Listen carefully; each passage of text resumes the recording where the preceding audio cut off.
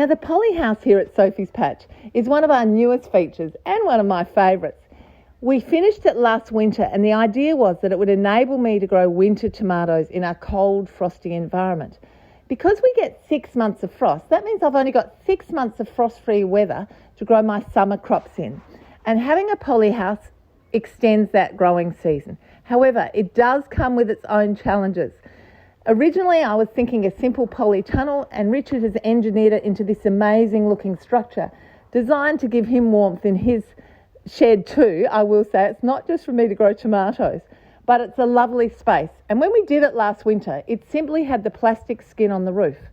Now, I got very cocky about my tomatoes being able to grow underneath, and then what I found is when we do get frost down to -5, the frost killed the tomatoes inside the Polyhouse through the plastic. So we knew we needed to add an insulation layer. So this fabric is called Aluminet. It's basically a high-tech fabric that comes out of the Dutch greenhouses, and it allows you to get frost protection in winter. So I pull it back on sunny days and let us maximum sun in, and then I close it up when it's going to be cold and frosty, and it keeps it warm at night.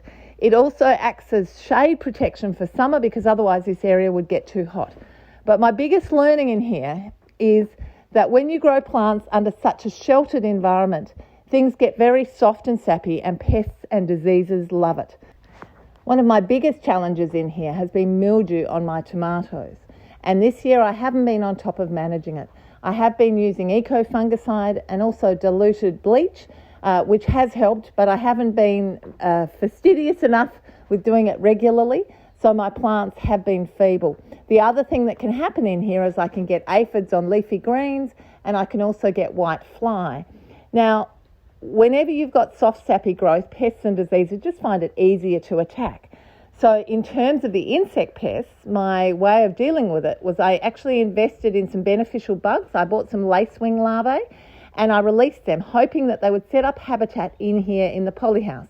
It's a bit harsh out in my garden for lacewings to stay there all the time, but in here I thought it's a sheltered environment and they might. Now, one of the ways that you've got to keep beneficial bugs is you've actually got to have nectar and pollen, because most beneficial bugs like lacewings are actually nectar feeders. So I've got a lot of flowers growing in here specifically for the good bugs, and lots of flowers with small particular parts to them, like alyssum, lots of little flowers all full of nectar and pollen, and Queen Anne's lace. I've also got things like calendulas, which are also beloved by the beneficial bugs, and it does seem to have helped. I still get a little bit of insect damage, but it's probably more to do with when plants get hungry. That's when they get their insect pests.